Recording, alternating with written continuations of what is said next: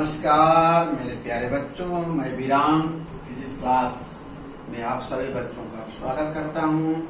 प्यारे बच्चों, जो चैप्टर स्टार्ट है वो चैप्टर का नाम है प्रक्षेपगत प्रोजेक्टाइल मोशन। इसके पहले जो लेक्चर 1 आपने सीखा, लाइक किया, बहुत अच्छा नोट प्रस्तुत किया, उसमें कंसेप्ट क्या है, उसका परिचय क्या प्रक्षेपगत का ये हो चुका है। लाइव क्लास में आपने बहुत सुंदर जवाब दिया। इस सभी बच्चों का मैं स्वागत करता हूँ चैनल के माध्यम से, इसलिए क्योंकि अच्छा जवाब दे रहे हैं, नोट्स अच्छा बना रहे हैं। आज बेटा एक वेरी इंपॉर्टेंट टॉपिक स्टार्ट करने चल रहा हूँ, वह है प्रक्षेप का पथ, पाथ ऑफ प्रोजेक्टाइल। इतना इंपॉर्टेंट टॉपिक है, इसका एप्लीकेशन इलेक्ट्रिक फील्ड में है। सेकेंड ईयर में जाएंगे, कंपटीशन की दुनिया में जाएंगे, मैग्नेटिक फील्ड में, इसलिए यह टॉपिक बहुत ही इम्पॉर्टेंट है, वेरी वेरी इम्पॉर्टेंट है। आपको ऐसा सिखाऊंगा कि आपको पहले ही तुरंत ही समझ में आ जाएगा, वीडियो को देखते ही आपको समझ में आ जाएगा। पाथ का प्रक्षेप का जो पथ है यह इस शेप का होता है। पहले तो बहुत सुंदर से यह चित्र बनाओ। इस चित्र को बनाते समय ध्यान दीजिएगा, जैसे बना है हूबहू उतारने का प्रयास करिएगा और या इससे अच्छा बनाइए। पहली बात, साइंटिस्ट, महान साइंटिस्ट गैलीलियो ने कहा था कि जो प्रक्षेप का पथ होता है वह परवलयाकार होता है, पैराबोलिक होता है।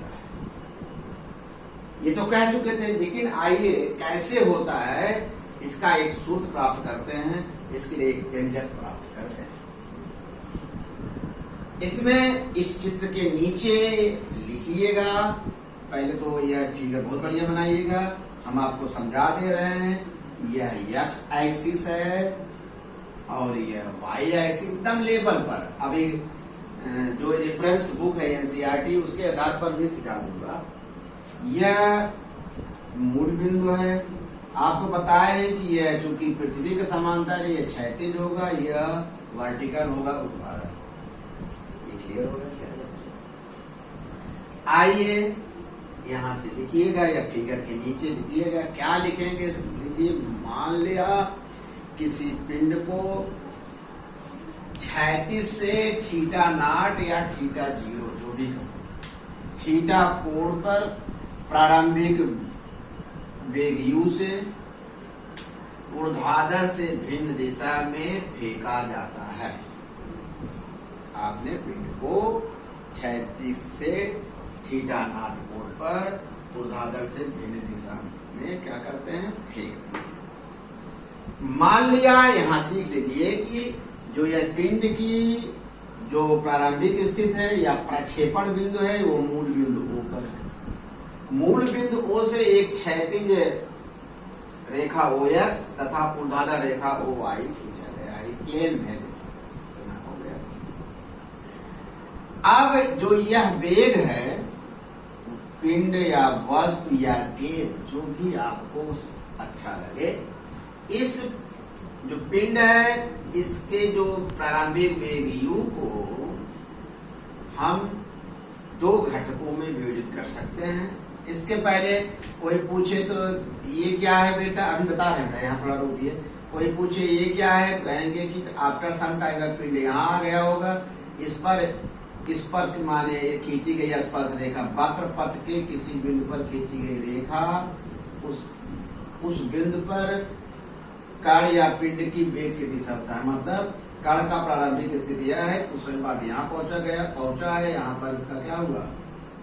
स्पर्श रेखा के वेग की दिशा निर्धारण किए हैं। यहाँ से दो, एक क्षैतिज घटक, एक ऊर्ध्व घटक हो गए बेटा। इसी प्रकार यहाँ पर देख सकते हो, यहाँ पर क्या देखें? क्षैतिज घटक की दिशा में, ऊर्ध्व घटक कुछ है नहीं, इसे 0 हो गया। इसी तरह बना दिया गया। इतना करने के बाद प्यारे बच्चों, अब आइए आगे हम समझाते हैं। ये तो समझा दिए, नहीं लिखना है यहीं से। मान लिया किसी पिंड को क्षैतिज से थीटा नॉट या थीटा 0 कोण पर ऊर्ध्व से वर्टिकल से ना प्रारंभिक वेग u से फेंका जाता है। मान लिया प्रक्षेपण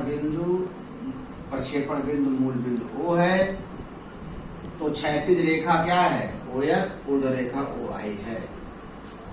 इसके बाद बच्चों आप लिखेंगे पिंड के या वस्तु के प्रारंभिक वेग u को दो घटकों में बांटा जा सकता है। नंबर 1 क्षैतिज घटक ओरिजेंटल कंपोनेंट, आपको सिखाए थीटा के साथ कास लेते हैं, क्षैतिज घटक ux, क्षैतिज दिशा में क्या लिखेंगे ux पृथ्वी के समांतर है, यह होगा u cos थीटा नॉट। और दूसरा क्या होगा वर्टिकल कंपोनेंट ऊर्ध्वाधर घटक जो होगा u y होगा u sin थीटा नॉट। आपको हम सिखाए हैं वेक्टर वियोजन में प्यारे बच्चों, किसमें सिखाए हैं वेक्टर थीटा के साथ कास लेते हैं, उसके जो लंबवत घटक होगा वो साइन लेते हैं। प्यारे बच्चों अब पिंड जो है क्षैतिज दिशा में इसका घटक, जो पिंड की इस दिशा में जो घटक है और इस दिशा में क्षैतिज दिशा में देखिए। अब पिंड क्या करता है, जब फेंक देते हैं तो गुरुत्वीय त्वरण जी के अधीन गति करने लगता है। जैसे ऊपर जाएगा क्या करना है, गुरुत्वीय त्वरण जी के अधीन गति करने लगा। जब जी के अधीन गति करने लगा, जो क्षैतिज घटक है, क्षैतिज घटक पर जी का कोई प्रभाव नहीं पड़ेगा। क्यों? ये तो ऐसे ही जा रहा है। क्यों? क्योंकि कैसे जा रहा है ऐसे, और ऊर्ध्व घटक पर जी का प्रभाव पड़ेगा। मतलब अब पिंड जब फेंक देते हैं तो गुरुत्वीय त्वरण जी का अधीन गति करने लगता है। क्षैतिज घटक पर गुरुत्वीय त्वरण जी का कोई प्रभाव नहीं पड़ता है, अर्थात क्षैतिज घटक गुरुत्वीय त्वरण से क्या है प्रभावित नहीं होता, स्वतंत्र है। कहेंगे सर गजब आप समझा दे रहे हैं, कैसे? अगर इस पर प्रभाव माने इसका प्रभाव होता तो पिंड ऊपर न जाकर सीधी रेखा में जाता क्या? क्योंकि ऊपर जा रहा है, जी नीचे की तरफ लगेगा, पिंड ऊपर जा रहा है, जी किधर काम करेगी नीचे की तरफ, पिंड की दिशा इधर हो रही है। अगर क्षैतिज वेग का कोई प्रभाव पड़ता है, इसका कोई प्रभाव पड़ता है, पिंड इस दिशा में ना जाकर इस दिशा में जा ही नहीं रहा। इसका मतलब पिंड तो जी के अधीन गति कर रहा है, लेकिन क्षैतिज वेग का प्रभाव पिंड के वेग पर नहीं पड़ता। इसका मतलब क्षैतिज वेग पर जी का, गुरुत्वीय त्वरण जी को कोई प्रभाव नहीं पड़ता। किस पे पड़ेगा? ऊर्ध्व वेग पर पड़ेगा।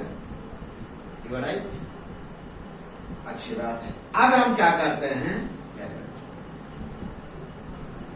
फेंके जाने के टी समय बाद, इसे आपने देखा जी का अधीन गति करने लगा, क्षैतिज वेग पर जी का कोई प्रभाव नहीं पड़ता। किस पर पड़ेगा? ऊर्ध्व वेग, क्योंकि ऊर्ध्व दिशा में पिंड जाएगा। क्लियर हो गया? इसका माने क्षैतिज वेग जी के प्रभाव से स्वतंत्र है। फेंके जाने के या प्रक्षेपण के टी समय बाद x दिशा में चली गई दूरी निकालेंगे, फिर y दिशा में। देखो तब दोनों का सही प्रभाव निकल देंगे तो पथ को मान क्या बोले, टी समय पश्चात। कितने समय पश्चात? टी समय बाद, प्रक्षेपण के टी समय बाद क्षैतिज दिशा में चली गई दूरी। कितने समय बाद? प्रक्षेपण के कितने सेकंड बाद? टी समय बाद क्षैतिज दिशा में चली गई दूरी। आप दूरी बराबर, जो हमारे कमजोर बच्चे हैं, क्योंकि वेग बराबर चाल बराबर दूरी बटे समय, जानते हो? दूरी बराबर गुणा कर दूरी बराबर चाल, या विस्थापन निकालना है। विस्थापन है तो विस्थापन समय, विस्थापन बराबर क्या होगा? क्या होगा? वेग गुणे समय। तो टी समय बाद क्षैतिज दिशा में क्या होगा? विस्थापन कितना होगा? विस्थापन होगा x। विस्थापन बराबर होगा वेग, क्षैतिज माने क्षैतिज दिशा में वेग ux है, समय t है। x बराबर ux कितना निकाले बेटा? यहाँ है u cos theta naught into T.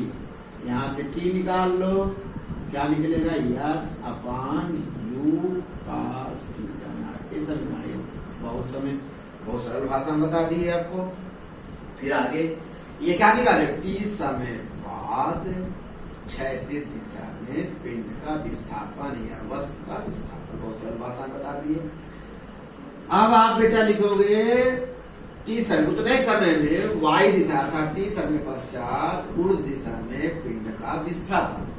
अब देखिए यहाँ दिमाग लगाइए, ऊर्ध्व दिशा में वेग इतना है, इधर वृत्ति द्वारा है शुरू। अच्छा, तो इस फार्मूले से निकालिए, आप लोग जानते हैं h बराबर ut, क्योंकि ऊपर जा रहा माइनस हाफ gt स्क्वायर। अब यहाँ इस अब h की जगह क्या है बेटा? y है। बहुत सुंदर आपने काम किया। u की जगह uy है, t जगह t हाफ gt स्क्वायर। ये रफ है बेटा, इसको ना लिख कर सीधा ये अब हम ऐसे लिखेंगे क्योंकि समझ में आ गया। इसलिए y दिशा में विस्थापन ये क्या है? u sin theta naught T half minus half gt square. सरल हो गया। y इक्वल टू टी का मान रख दो, यहाँ से क्या रखोगे बेटा? u sin theta naught into x upon u cos theta naught minus half g T का मान x upon u cos theta naught का बोल। बहुत ही सरल भाषा में आपके लेवल से बता रहा हूँ। y इक्वल टू देखो u से u काट दीजिए, ये निकला tan theta naught x minus half g upon 2 u square cos square theta naught into x square. ये समीकरण बना दीजिए। y equal to tan theta naught into x minus g upon 2 u square cos square theta naught x square. समीकरण 3 जो है, 2 है ना, समीकरण 2 में s की घात 2 है, y की घात 1 है। समीकरण 2 में x की घात 2 है, y की घात 1 है।